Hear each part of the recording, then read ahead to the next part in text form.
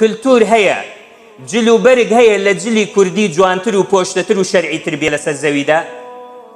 بە دوایە بگەڕێ بزانە ئەو خەڵکە هەرچی لە بەرەکا کەیفی خۆیەتی، عادەت و تەقالیدی خۆیەتی، ڕێزمان بۆی هەیە.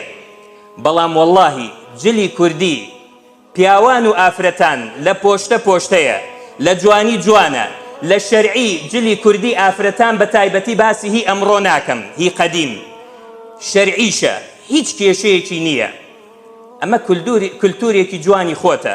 بەڵام ئەمڕۆ ئەبینی بەچکەی کووردە، بەچکەی نەتەوەکەی خۆتە شتێکی لەبەر کردووە، وەڵڵاهی هەر پێت عەیبە سەیری بکەی لە کوڕان و لە کچان، لە پیاوان. ئەمە فیلمەلبەس خۆیە شوبهێنێ بە غەیری مسڵمان.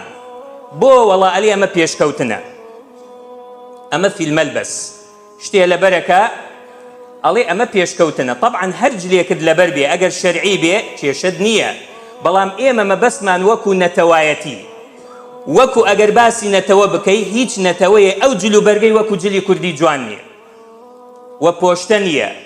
باشە بۆ نایکا، ئەگەر نایکا بۆ جلی کەسانێکەکەی، ئەگە جلێکی تری شەکەی ئەڵێ من ئەمە ناکەم، جلێکی ترەکەم قەیناکە، بەڵام نەگر لەبەر ئەوەی خۆت بشوبهێنی بە کافران بە غەیری موسڵمان.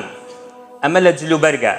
ئەوجا لە قسەکردنە، ئێمە لە قسەکردنە زمانی خۆمان هەیە، ئەگەر کوردی بێ یان ئەگەر زمانی قورئان بێ، زمانی عەرەبی، ئەمە زمانی نەتەوە و دینەکەی خۆتە. ئەمڕۆ گەنجانێ ئەگەنە یەکتری لە باتی ئەسسەلام عەلەیکم وتمان، ئەگەر سەلامەکە دوای ئەوەی سەلامەکەت کرد چاوەکەم دڵەکەم هەرچی ئەڵێ قەیناکە، بەڵام دوای سەلامەکە، بەڵام با سەلامەکەی تیا هەبێ. ئێستا ئەوانە هیچی نەماوە، ئەگەنە یەکتری ئەلێ های تۆ چێی کوڕی چێی، های چییە، بە زمانی چێ قسە ئەەکەی؟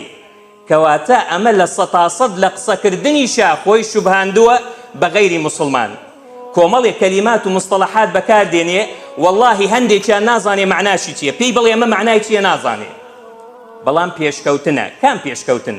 ئەمە پێشکەوتنە.